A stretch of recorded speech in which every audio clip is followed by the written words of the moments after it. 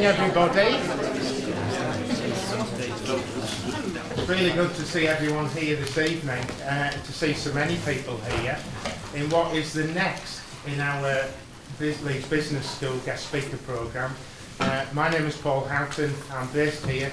Many of you will know me, others will have come across me at these events. But it's my pleasure to invite you to Leeds Business School. We're based here in the Rose Bowl. We're part of Leeds Beckett University, and we do enjoy the fact that we are located in a position where we have such great relationships with professional firms. And I think tonight is an example of that. The programme itself is sponsored by Yorkshire Bank, and again to those guys from Yorkshire Bank here tonight, thank you for that. Thank you for your continued support. And it's good to see you here again tonight. But what we are here for tonight is to actually hear from someone who does a job that is absolutely fascinating. Now, I've just looked at the brochure and the title, I think, is Partner Deloitte. But I've just been told that's not technically right. Now, I'm going to have to be corrected on this possibly. But the head of, it makes me nervous saying this actually, the head of disputes for the north of England. It sounds as though, do you sit in a banking hall waiting for people to come in and just complain or whatever? But so in there may be people here that have come across you, Chris, in a professional capacity. It's all right, I won't say anything. So, but Chris comes, it's probably third or fourth time, or even more, that Chris has been here now.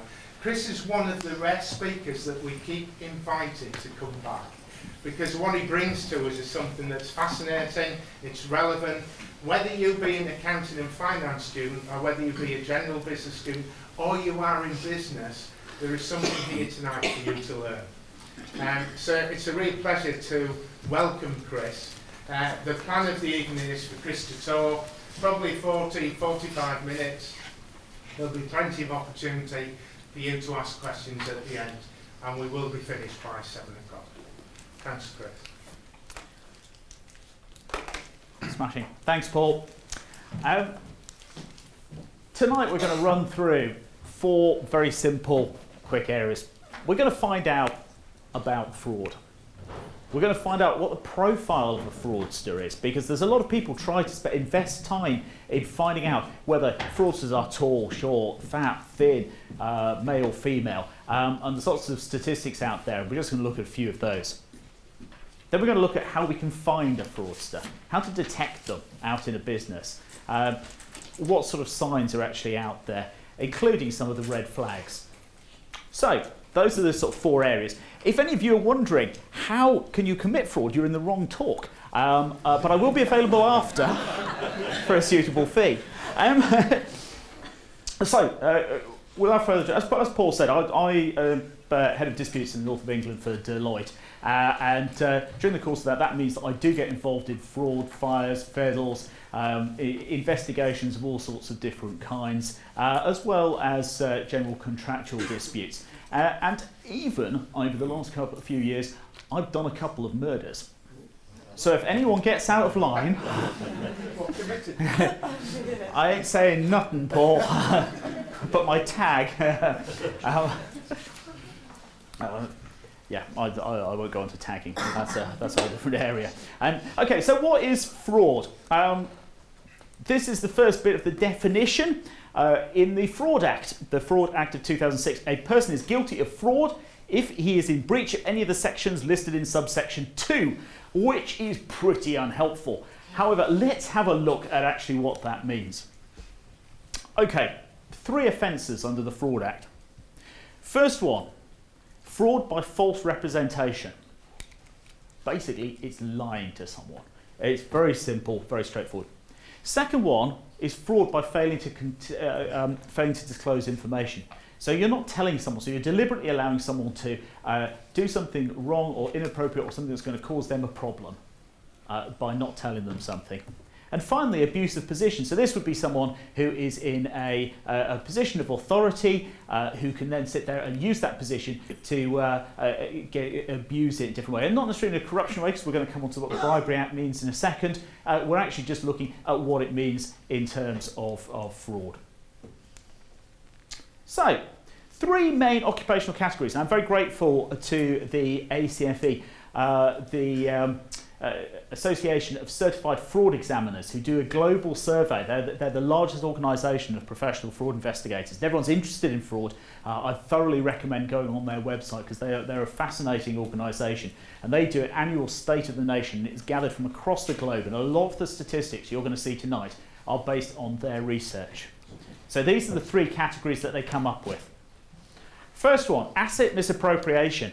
The police officers I know call fraud clever nicking. And that's what this is. It is just theft, but it's clever theft. It's bright stuff. The next one they identify is corruption. It's those backhanders. It's taking money for selling the secrets. It's sitting there going and giving away the details of what the bid terms are, or selling on the customer list, or the secret ingredient to the special formula for the KFC or something like that. And finally, financial statement fraud. And this is what you probably normally assume as fraud. It's that white collar thing where you're taking money, you're concealing it within the accounts. It's done that way. Now there's reasons why they break it down into these three areas. The first one, asset misappropriation. That's stealing. So there's stuff that has only ever probably been detected when someone carries out a check on the assets of the business, doing a fixed asset reconciliation to check that all the tables that are supposed to be in this lecture hall are here. Make sure all the lecterns are, that all the PA systems that are supposed to be here. Checking that all the chairs are here. Those are the simple sort of checks, but also involving stock. Stock is one of the key areas where people steal things from within sets of accounts. Why do they do that? Well, it's very difficult to actually check up on it. In a very odd way, you only can check up on it when you actually account, and it sits on both the balance sheet and the profit and loss account of the business. So, for example, you can have items within stock that, and a classic example of this is around something that's sitting in a very large hopper. So you would have something like animal feed, or you'd have seeds in one of these big giant silver containers that are rising 40, 50 feet up in the air. And the way that an auditor goes up and checks those, he has to climb up the side of this building and he sticks a big rod down it to check how deep it is. And that's great and that's nice and easy. But you've got to remember that most people's year ends are still 31st of December. So what you've got is you've probably got the junior most person in the audit going out on the 1st of January when it's freezing cold. And he is hungover and very unhappy that he is the person who's having to sit there and stick the thing in the hopper. And he sits there, he sticks it down, and he goes in the hopper. And the guy down below goes and says, "Oh, come on, have a coffee before you do the second one." And what's he doing while he's having the coffee? They're moving all that grain. They're moving all those items through to the next hopper. So when he sticks into that hopper, it looks like there's twice as much. You don't think it happens? It does happen. These things are fiddles. I remember myself when I was a junior auditor going out and auditing slightly different circumstances, but it was to do with a frozen food warehouse. This frozen food warehouse was full of cakes and things like that. And I'd been there for about 45 minutes. It was so cold, my pen had frozen solid. I was back to writing with a pencil, and I had these massive gloves on. I was writing with a pencil, and I was kind of just scrawling by then. Anyway, I came out and I said to the guys, two things. First of all, guy, I've got so much respect for you. Working in that temperature, I've only been there 45 minutes, and I just have no idea how you can work in day out. And they said, well, we don't. Health and safety doesn't let us stay in there for more than 15 minutes, but you're the auditor, so it doesn't matter, which was nice of them. But they kind of tried to make it up a little bit later, and they said, well, we get some perks in the job that if a pallet of these frozen cakes goes over, we're allowed to take as many of the cakes home as we want to. I said, that's strange. I was in there for 45 minutes. I didn't see any pallets that had gone over. And he went, hasn't gone over yet, mate. Anyway. So those are the three areas that they identify. Now, which do you think of those is the biggest problem? Who thinks it's asset misappropriation? Who thinks it's nicking? There's a couple of nicking out there. Who thinks it's corruption? There are a few bits of corruption out there. And who thinks it's financial statement fraud? Well, most people think it's financial statement fraud. Right, well, let's have a look. According to the ACFA survey, the biggest thing is nicking. And it's not surprising in a way, because by frequency, people are nicking. They will sit there If there's some water left at the end of the day, it doesn't matter. It can come away with me. It's fine. No one will notice. It's the staplers, it's the pencils, it's a few of those post-it notes. No one will notice those goes missing. So asset is by far the most frequent. Corruption in the middle, and then financial statement fraud that you all thought was the most is the thing. So by frequency, definitely, it is asset. Let's look at value. Now you see, you were actually mostly right. And in fact, in pretty much the right proportion within the room. Because what you've got is asset misappropriation is mostly the post-it notes. It is the paper clips. It's all those little bits and pieces that are easy to walk out, because people are not going to be able to steal a desk and hide it in their pocket. They're not going to be able to stick a big PA system. They will stick the water bottle. They will stick the paper clips in their pockets. Those are the easy things to take. But when you're talking about getting money out of the business, financial statement fraud, that's where the big money is. So, the two learning points I think you can take away from those sets of statistics, really, volumes of fraud. If you're looking to stop nicking, you've got to do things, basic security. So those are the stuff like having the cameras around the building, proper high walls, make sure that people are doing regular stock counts, making sure that you're doing regular fixed asset reconciliations, all those very, very simple points. But if you want to stop the value amounts going out, you want to make sure you've got proper controls.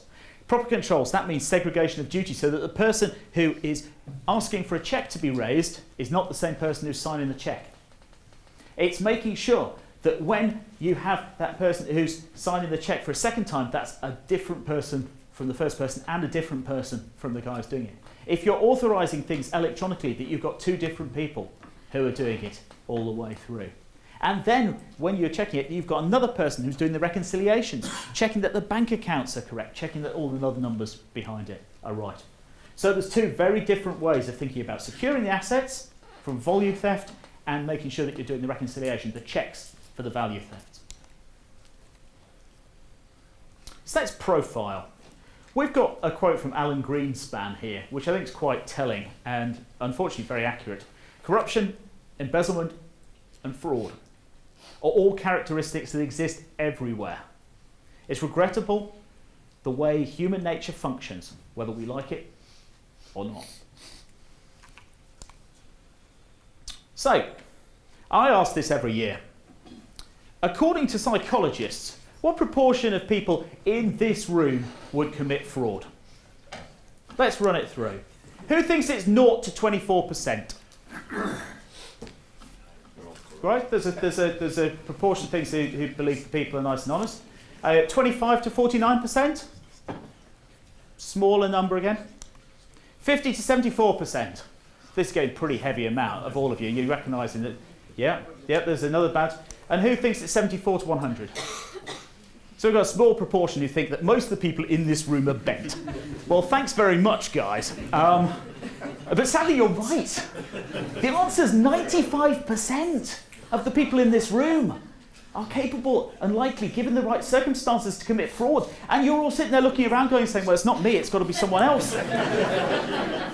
It's that Houghton guy in the corner, that's why he's sitting as though no one's around him. So,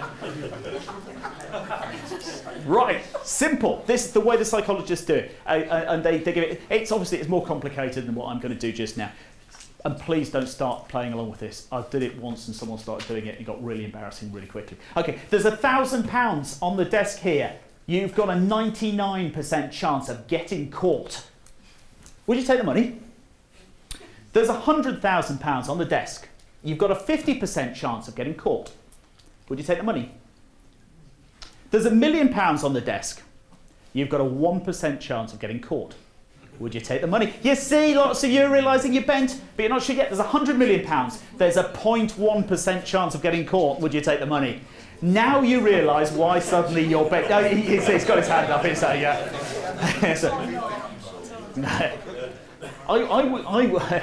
take the example where someone stuck their hand up really early. I was lecturing at Cambridge University, and one of the students there stuck his hand up at £1,000. Anyway, I'll come back to that because that's how scary. Anyway, for those of you, and there will be a few people in the room who go, no, I still wouldn't do that. Even at £100 million at a 0.1% chance of getting caught. And that is truly admirable. Let's put a different question. your kids, your parents, your spouse are sick. They need an operation. You don't have the money. Would you take it? Yes. I think that kind of answers why 95% of the people in the room are bent. So why did it happen? Let's look at some of the circumstances.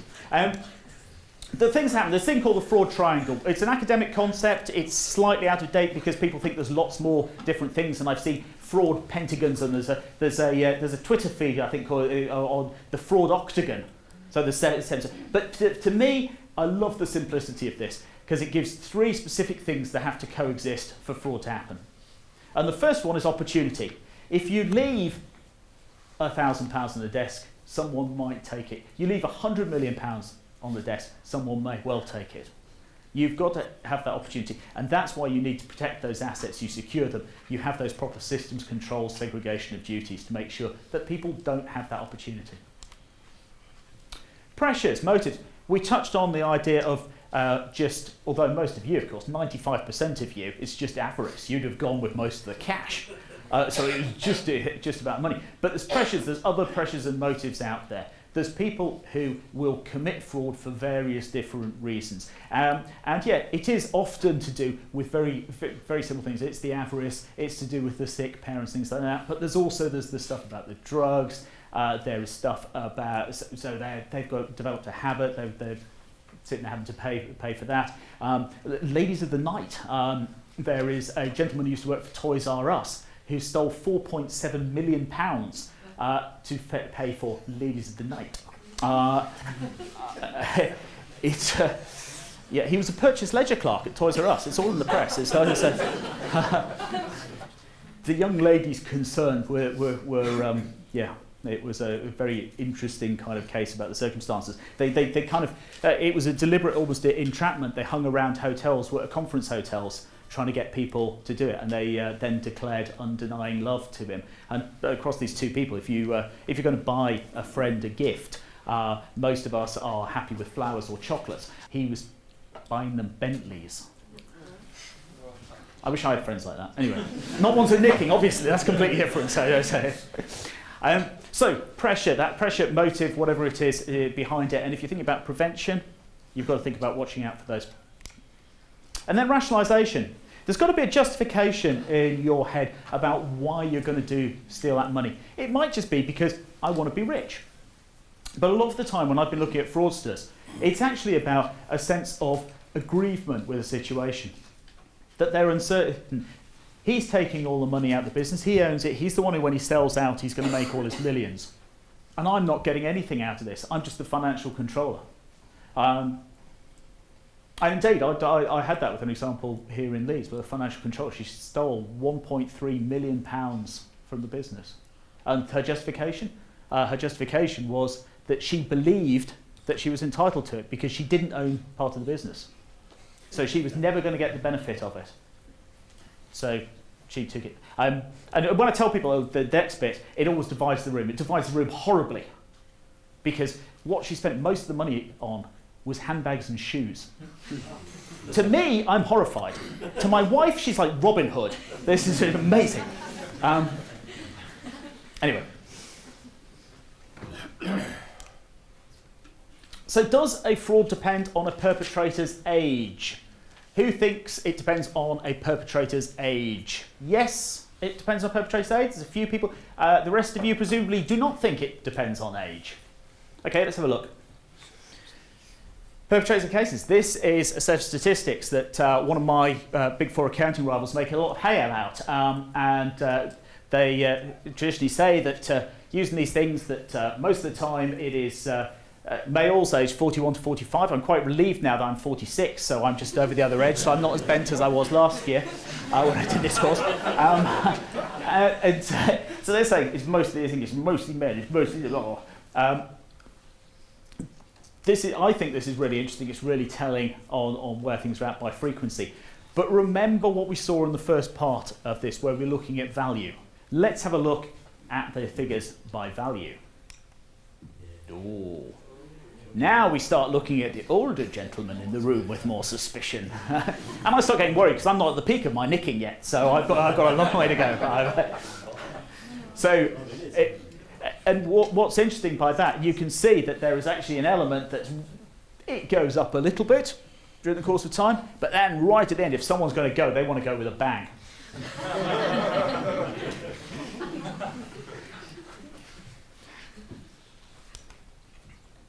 Does fraud depend on the perpetrator's department?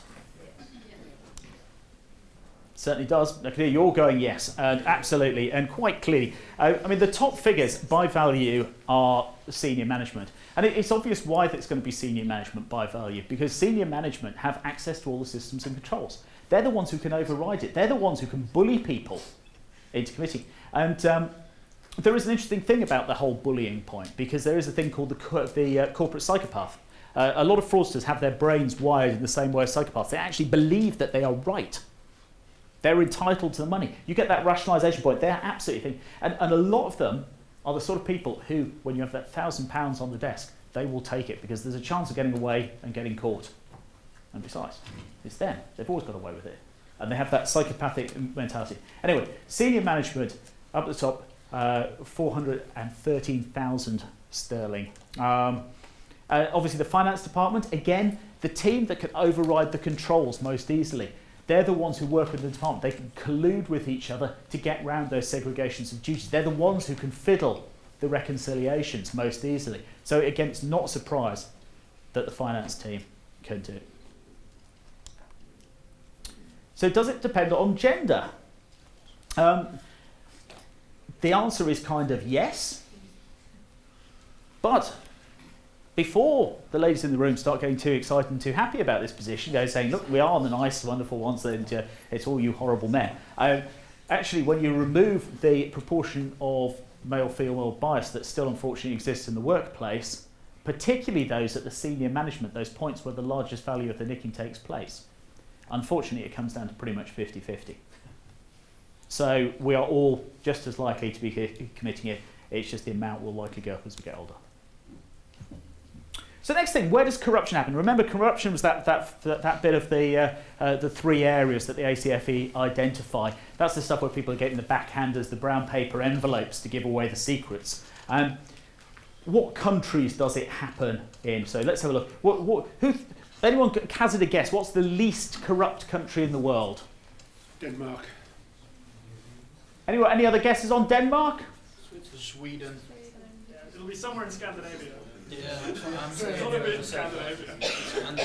No, it's either New Zealand or Denmark each year, depending which one it comes out. And it's interesting that they come out. They don't particularly have strong things, but they do have a strong sort of moral code about how they want to investigate stuff. What's the most corrupt country in the world? Nigeria. Nigeria? Russia? US. Anyone else? We haven't got any advances on Russia and the US. We're reviving the Cold War here. Who's the worst of the two? Somewhere in South America. Somewhere in South America? Anywhere else? Italy. Italy. Oh, yeah. Greece? Yeah, you think Greece is corrupt? Okay. Good. We're slagging off lots of countries, and you still haven't got the right ones, so it's good. Here's the heat map of it, and you have to have quite sort of close eyesight. But the darker it is, the more corrupt it is. And the two countries that stand out, you have, and they always vie, Somalia, home of the pirates. And so that's the stuff that everyone's famous for. Apologies for any Somalis in the room, but that's what Somalia is known for. It is the most corrupt country in the world, tying equally with North Korea, home of the famous haircuts. So the two countries together rated as the worst for corruption. And this is done, if anyone's interested, you can see the credit at the bottom, Transparency International. It is an academic organisation. It researches various aspects of corruption across the globe.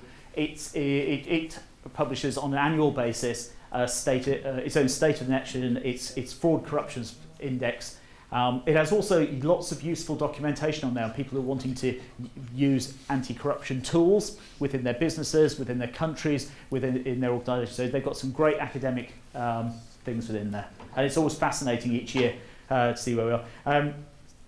The UK normally features around about 20. We're not perfect. And it's not a surprise. You sit there, you've got the position with the MP expenses scandal is fading into the background, but there are still issues around public servants taking backhanders. And we'll come on to an example of that maybe a little bit later. So, learning points. As Alan Greenspan correctly identified, fraud and corruption can happen anywhere. You saw across the globe that there is a risk. And it really can be only mitigated. The best system of controlling it is having those proper controls, because if 95% of you are bent, as we've just established, we have to make sure we keep you all in line. So, detecting a fraudster. I don't know if anyone's seen Catch Me If You Can. It's a great movie. Frank Abagnale is a guy who, as a youngster, created an entirely fictitious identity for himself as a Pan Am pilot. Pan American was a big airline back about two decades ago. And then he travelled the world as an airline pilot, which was a fantastic life for him, forwarding checks and living the high life. And he created it all very, very simply. And yeah, really interesting movie if you get the chance to watch it. So, questions. How are most fraudsters found out? Is it by accident? Who thinks fraudsters are mostly caught by accident? Yeah, there's quite a few people who think it's accident. Who thinks it's external auditors? I work for Deloitte. I mean, come on, we do a lot of external audit work. Surely some of you have to have confidence in us. No, nobody has confidence in external auditors. Oh, I hang my head in shame. Surveillance. Big Brother does not protect you. Okay. Whistleblowing.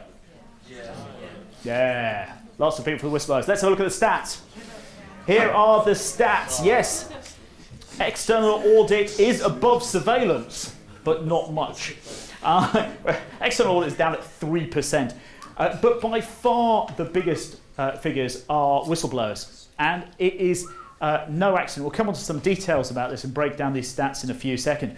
This is a consistent set of numbers for every single year that the ACFE have been producing their stats. More frauds are uncovered by whistleblowers. Don't forget, not prevented, uncovered by whistleblowers. That's how they're found out. So if you want to prevent and make sure that you're having a proper whistleblowing policy, you need to make sure, prevention of fraud, you need to make sure that it's actually having a proper whistleblowing policy. And then you break down where the origin of those whistleblowers are coming from. I find that really interesting because you're actually getting a number of them coming from competitors who are complaining. You've got the owner who's blowing the whistle on his own business. You've got vendors, so external people who are doing it, and customers. So in fact, only 49% of the survey actually came from their own employees. So again, if people are putting in a whistleblowing policy, they shouldn't just be thinking about an internal whistleblowing policy. They've got to think about it externally as well. They've got to have it on the website so that not only can the business spot it internally, but people can spot it externally. And people do find out about it. People do spot what's going on. I investigated a business in the Midlands where the managing director of it, not owner, managing director, he was a friend of the family who actually owned the business, but he's the managing director, was on a bonus. He was earning a very nice salary of £80,000 a year. And he had a bonus of 10% that was paid in equal instalments, depending on performance, on a month-by-month basis. As we headed towards the recession in 2008, 2009, the performance of the business started falling away, and he wasn't achieving all of his bonuses. So bearing in mind that we're talking about an £8,000 bonus over 12 months, after tax and things like that, we're talking only a few £100s in his pocket. Well, what he decided to do was, I want that few extra £100 in my pocket. I want to make sure I get it every time. So what he got was his financial controller. He went to the financial controller and said, excuse me, I want you to fiddle the results. I want you to sit there and make sure these accounts match what I'm supposed to be doing. So, financial controller dutifully did that. But he thought in his head, he rationalised this. Remember, there's opportunity rationalisation. He rationalised it. It's not fair that he gets his few £100s. I can order things. What can I order that no one picks up? I know, I'll order some photocopiers. and I can sell them down at the market. So he ordered photocopiers, got the business to buy them, got to pay them. He actually did some clever refinancing to make sure that the business wasn't particularly short of cash, so no one spotted it. It was a very clever little fraud, his. But what he didn't think was that as a consequence of his fraud as a financial controller, he was getting the goods delivered to the business. So the guys on the goods indoor saw that the financial controller was fiddling the books. And the guys on the goods indoor thought, this is not fair that he can sit there and get photocopiers bought and then knocked off and do things. So what can we do? We can sit there and try and do some stuff ourselves, and we'll sell some of the, fiddle some of the stuff that's going around. And then you start getting some of the guys on the shop floor said, well, the guys at the goods in, they're fiddling their results. I tell you what we can start doing. We use lots of branded parts in these. If we substitute them for generic parts and we sell the branded parts down the market, we can make a few quid as well. When I investigated that business, there was 108 employees in that business, £50 million turnover. Every single one of them that I spotted was bent in the end. Every single one of them. They didn't even stop at 95%. They were all at it. Why is this relevant here? Well, what happened was a customer, their major customer of that business, found out that they were using the generic parts, not the real ones, not the branded popper parts. So they blew the whistle. They sat there and got that business, and that business ended folding, closing down, and all 108 employees lost their jobs. So it's got to be having an external point. So, some learning points. Have a strong independent whistleblowing policy. And just some very simple tips on those. Keep it simple. You've got to really allow people to understand what it's there for. Set out standards of behaviour expected. Make sure that people are not seeing that someone is fiddling the results, that they are not setting that tone from the top inappropriately. Make it clear what's supposed to be covered. The strangest thing that I had was something that probably shouldn't have been covered by a whistleblowing allegation. Came through on the whistleblowing hotline.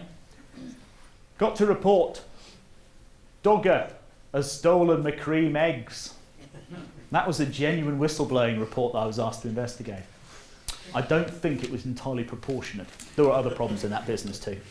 You've got to keep it confidential. If you're going to ring up and say Dogger is going to steal it, the guy who's making that report does not want to find it, Dogger to find out, and Dogger to go, don't you go to anything about cream eggs. You don't know nothing, you slag. I learnt all my lingo on the bill, which those who are old enough will remember, those who don't haven't a clue what I'm saying. And then have steps for investigate. Make sure that you've got a policy and procedure for following on afterwards. So let's have a look at some red flags. This is great, but I love this. This is one of my favourite fraud things. Fraudsters would never draw attention to themselves unless they were a complete and utter idiot. And this is a guy called Ross Webster, who was played by Robert Vaughn in the movie Superman 3, just before the fraudster drives into the company car park in his brand new Ferrari. Fraudsters would never, ever be stupid enough to turn up Ferraris, would they? Who thinks fraudsters turn up? I've found fraudsters turn up to work in Ferraris. Wrong. 2 Lamborghinis and a Maserati. Ha! There was actually, and I was talking about corrupt public officials going back. There was a serving police officer who was caught out. He was taking backhanders from his cousin for concealing the fact that his cousin was running a brothel and a human trafficking business, as you do. This serving police officer, the reason he was spotted by fellow serving officers who were slightly suspicious that he was turning up for work at the police office in a Ferrari. And people say, how can you afford this? They say, oh yeah, just can. So yeah, fraudsters do turn up for these. I've never had, I mean, as I said, I've had a Lamborghini, I had Maserati. The Maserati was an interesting one, actually.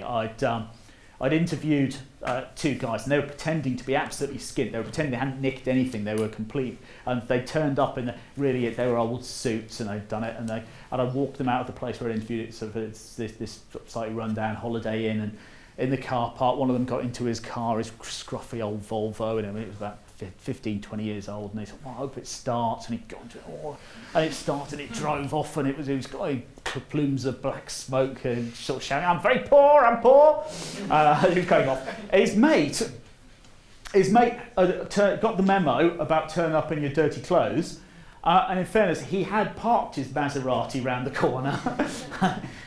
but he didn't think that we'd all be standing outside still having a chat when he drove past us with his number plate, Vince. He's dead now, so I can slag him off, it's fine.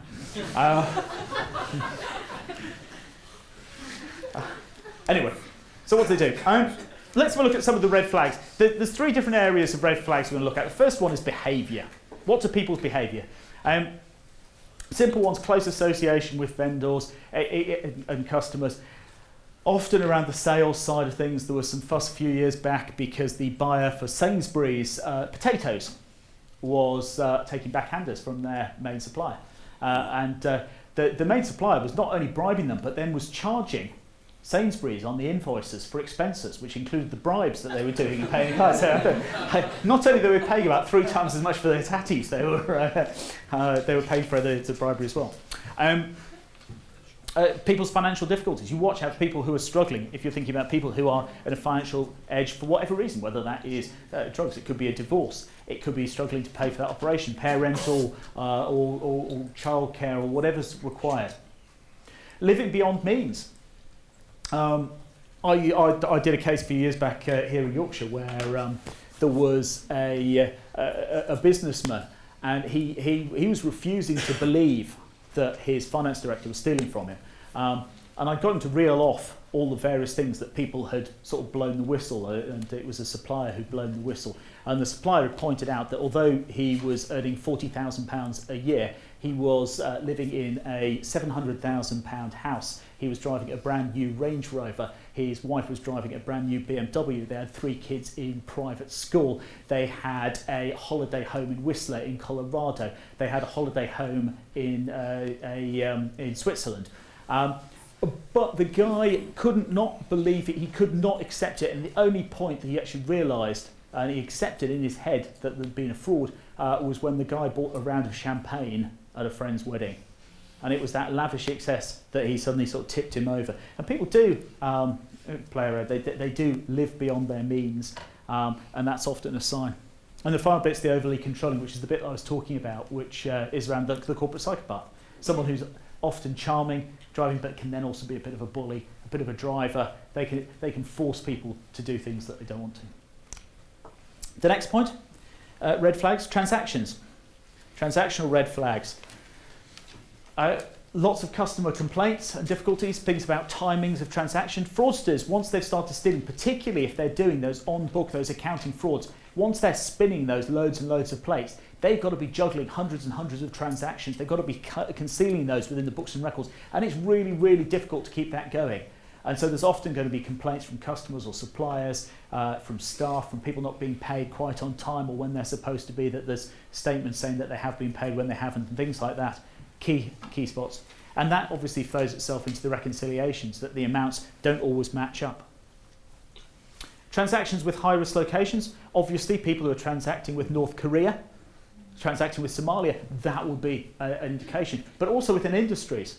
You've got certain industries that have a greater prevalence towards corruption. Some of those industries are ones that are considering large amounts of cash. Other ones, like construction, where you've got significant levels of contracting and subcontracting going on. You've got delays in VAT payments. You've got opportunities for fiddles within there. And then the appearance of stuff on the actual invoices, unusual items at the bottom. I mentioned the Sainsbury's transaction where there was expenses at the bottom. I've seen a couple of examples. I've seen cake. That was drugs. I've seen clothes. That was drugs. And a number of other things. Sweets, I think, was another one, but that was drugs as well. So that was lots of people push those. There's not a general sort of theme going on there, but people do put odd things on invoices. Interesting. We were doing an investigation actually in the last month. This is a real life investigation.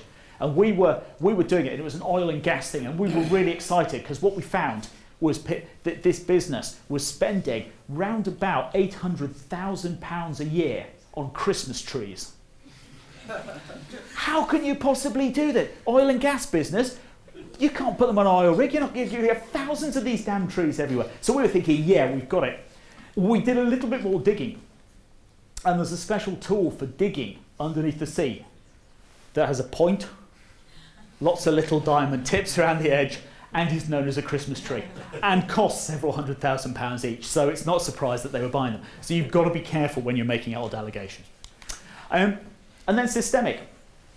There's classic stuff out there. Obviously, almost all of us will have smartphones. It's very easy to get information out of businesses now. People doing work on their own accounts. But also transactions odd times a day. Fraudsters do not want to get caught if they are spinning those plates on those accounting transactions. They will be doing it at odd times of night. So basic learning points to spot it. Look out for those behaviours. If you've got people who are throwing the cash around, turning up for work in Ferraris, that's an obvious indication. But less obvious ones are people who are clearly struggling with lifestyle points, that they've got divorces, that they've got issues with childcare, with parental care, that's costing them more money than they can afford, that they're trying to keep up with the Joneses and they just can't do it. You've got to make sure that you're doing lots of reviews, reconciliations, make sure that those are done properly in a timely manner. They are really the best methods of preventing fraud actually happening, or alternatively, making sure that you spot it as soon as possible. And then tying around about what is allowed over unused expenses. What can people put down? What can they put through expenses? What are they allowed to add to the bottom of invoices? It's very important. So let's pull it together. There is nowhere in the world, 95% of you at least in this room are bent. Nobody can hide from fraud and corruption. It is there, it is out there. It's the reason I have a job and I love my job. There is no such thing as a standard profile. You will have lots of people who are in the prime of their years, 46, who will be doing lots of stealing. But as I get older, I'll be likely to do larger volumes. If I was a woman, I'm just as likely as doing it as a man. If you are looking at specific trying to profile, you can't do it. There is not an obvious way of spotting a fraudster. Not through profiling. But you can detect them. You can find them out. If someone is there, whistleblowing, have a strong whistleblowing policy. If there's one thing you're going to take away and you ever apply in your business life, make sure that you have a really good whistleblowing policies. And then finally, look out for those red flags. Look at the things that are causing obvious problems within your business. They're very, very simple stuff. So, we said that we would keep it on time. I think by my watch we're about 45 minutes, Paul, which is what we promised. I'll move the avatar. You can have a look at that some other time. Right? So, yeah. Has anyone got any questions? As I said, I'm not going to tell you how to commit fraud. That will cost extra. Anyone concerned about any aspect of fraud? Sir? I used to work for a firm where I was responsible partly for ordering, but certainly for authorising and making payments. Because we were a large firm, we got the benefit of bulk order purchase. I would sometimes want something from the company that we were buying from that gave us the benefit, and it was cheaper. So I would order the thing to be delivered to me at the firm. I'd give it an order number that had my initials, so that when the bill came through, I could then send my own cheque, probably 4 weeks ahead of the month in arrears. Would you deem that to be fraud? Well, it's interesting because what you have, I'm not a police officer, I'm not a lawyer. If you think about those three areas though, one of those was fraud by abusive position. And I think that you would have to be careful whether or not that fell under that definition. The usual things that I look at are, would those kind of discounts be available for all employees? If other employees wanted to do those bulk purchases, could they have done it? Was everyone fully aware of what you were doing? If they were, then there would be no problems. So that's the sort of thing to watch out for. So. I work in the public sector where every financial year finishes on the 31st of March and you have to spend up, which leads to 3 months of crazy activity which must be very difficult to track. If public sector organisations were allowed to carry money over, it's my belief that there'd probably be less opportunity for fraud. Do you agree? Obviously, it's not. I can't make a political comment.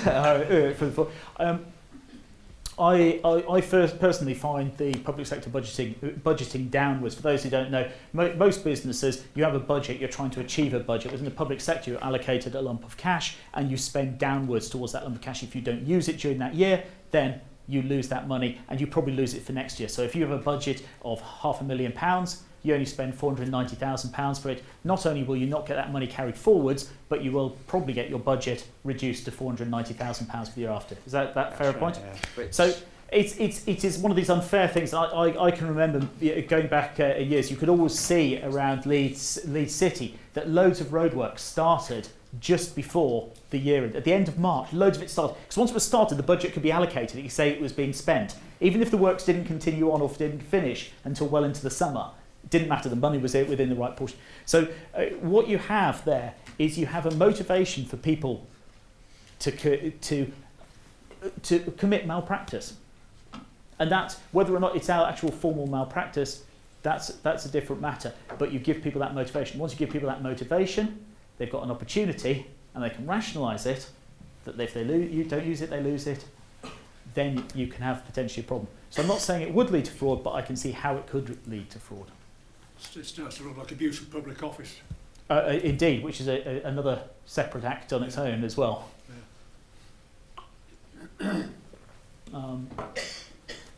Any other questions? Madam? Say a bit more about your role as an external auditor, like sort of who tends to call you in and what you do and how you approach it. There's probably a little bit of confusion. Statutory auditors are appointed by companies now, normally larger companies. I think the limit's about turnover about 7, maybe 10 million now. I can't remember the exact figures. Are required by law to have an audit. So you have an external auditor that comes in usually once a year, but you can have shorter or slightly longer accounting periods. So that's appointed, and you will have someone who is regulated and monitored to make sure they're appropriately prepared to carrying out an audit. And it's a statutory function. It's based on sampling. It is not there to detect fraud. It's one of the things that's normally explicitly said. You are an auditor. You are just verifying what you're being shown and making sure that that's reflected appropriately in the accounts. Where I'm normally called in is not in terms of that, but called in terms of a specialist forensic audit. So I'm actually where people have got concerns about a set of transactions, about a set of books, about why there's a hole in the reconciliation that can't be explained, and I'm called in to understand and go back through the transactions to find out what's happened, why and where. And the sort of things that you get that feeling of experience over the years. You get a nose for where things are going to be hidden within books and records. So, for example, use a public sector example. I was auditing in the accounting department of Leeds City Council, which was approximately where this building is now, going back many, many years for those who are as old as me. And I can remember being in a room there, and I couldn't understand why. It was a tiny, small amount in the context of Leeds City Council. You were looking, there'd been no other debtors in Leeds City Council for years, and suddenly there was £3,000 there. I just thought, well, what is this other debtors? And it was kind of a throwaway question to the guy, and he just went, "Oh Christ, I knew someone would find it." So sometimes you get that thing. But what it taught me that was when I was doing my auditing days. So that's sort of 20 plus years ago.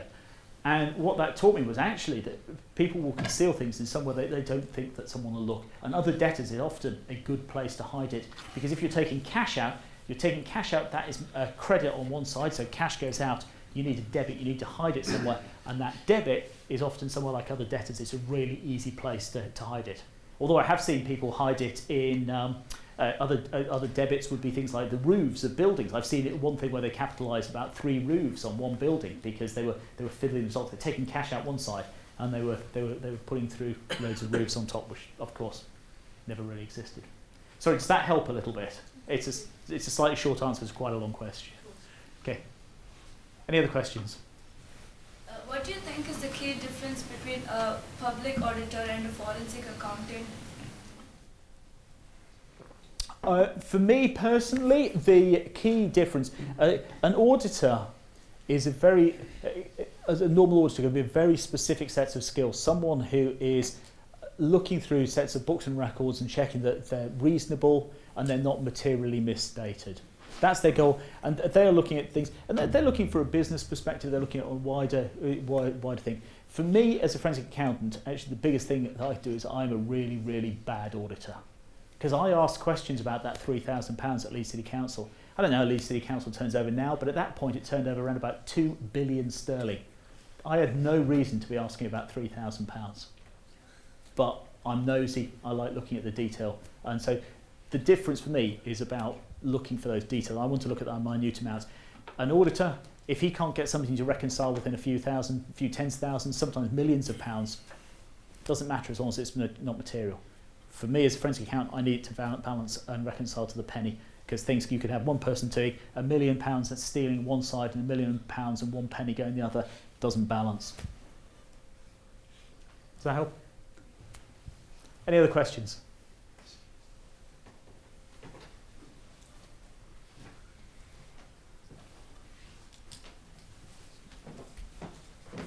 No more? We've got time if anyone has any more questions. What are they like consequences for the people that you detect with fraud? You mentioned prison. What's the? Well, you've got different sentences for fraud and corruption. The Bribery Act has different things. If you're working out how much you're going to get away with for corruption has some pretty stiff penalties. Fraud's probably easier. And in fact, a lot of fraudsters, the people who are doing the email scams, are often they're pretty nasty criminals. A lot of them are the same people who were knocking off the Halifax with sawn-off shotguns 25 years ago. They were nasty, nasty individuals because they get a lower sentence for fraud than they do for armed robbery, for quite obvious reasons. So the prison sentence, the people that I've dealt with, and don't forget, fraud can be all sorts of different ways. I mean, when you're looking at, you can go into the money laundering side of things, so you can get into drug dealing and things. So yeah, in the same way as done murders, I have been to prison. Obviously, only interviewing. But it's not a nice place. It is thoroughly unpleasant. Again, I was doing a lecture like this a few years back, and I did sort of say, has anyone been to prison? Because I was about to launch into how terrible it was and some story about some drug deal. I'll tell anyone who wants to come afterwards about it. Anyway, and the guy stood up and I said, yes. On my gap year, I was arrested in Vietnam, and I was in a Vietnamese prison for 18 months. And everyone went, oh my God, no one knew this. Anyway, you can get some pretty stiff sentences for fraud. But it's not as bad as knocking off the Halifax. So, have you been involved in any way at all with the recent mishaps and accounting issues with Tesco? You've just been having a look at it just previous to this. So. No, I can honestly say I personally haven't. I think it's public knowledge that Deloitte has. So I think, unfortunately, it would be inappropriate for me to comment any further. So sorry. Go on. I tell you, I have dealt with other supermarket multiples though, and there are some interesting things about some of the stuff that caused Tesco problems. So a number of the supermarket multiples still have positions around the overriders, where they're requiring sort of rebates and people to pay amounts back for selling their products and promoting their products in certain ways. And I know of large retailers who get people to do things like sponsor golf days. And we're not talking about sort of a few £100s, we're talking about sort of £50,000 to sponsor the charity golf day at a large retailer. And you will go along and you will see large retailers charity golf day, and you will not see that small suppliers thing. That to me is pretty close to corruption, that we're not going to deal with you unless you sponsor our golf day. That makes me feel very uncomfortable. How would you classify the what I might call systemic fraud in terms of the manipulation of LIBOR rates and interest rates in the banking system? I mean, how did that come to light? Was it whistleblowing or what?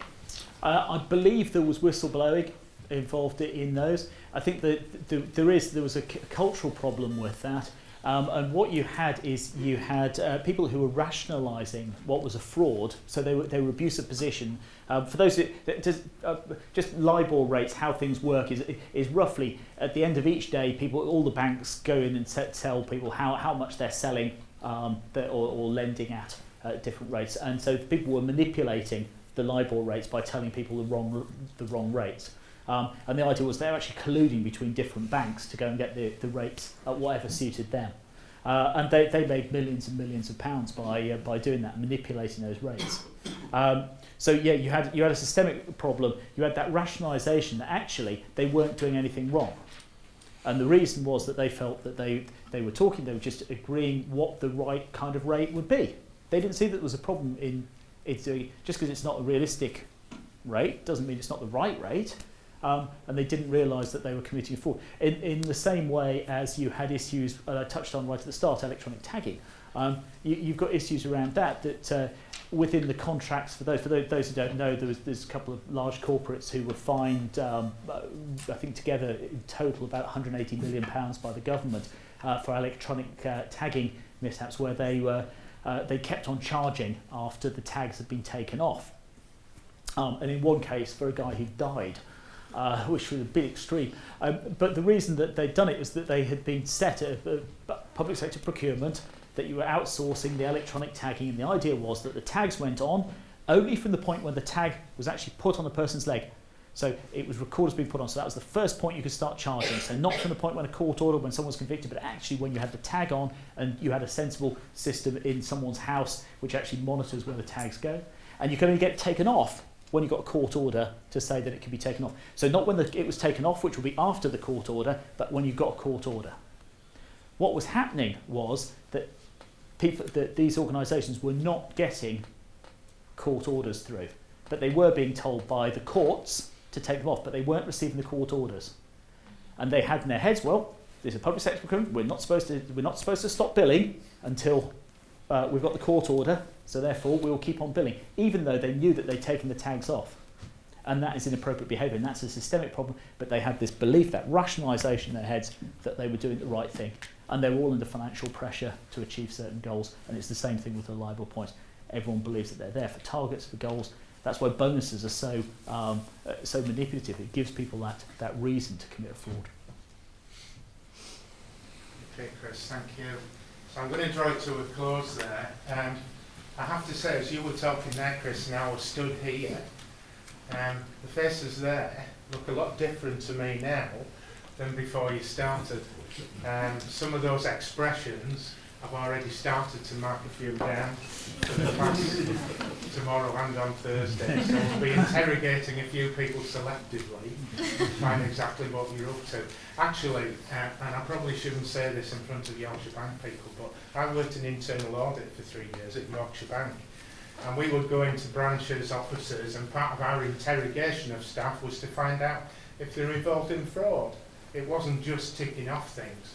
And I used to get that motivational speech every time I went in from the head of audit saying, Paul, go and enjoy yourself, they're all thieves. Yeah, there we are. There you go. Thank you. He probably worked with you, Chris. Fascinating.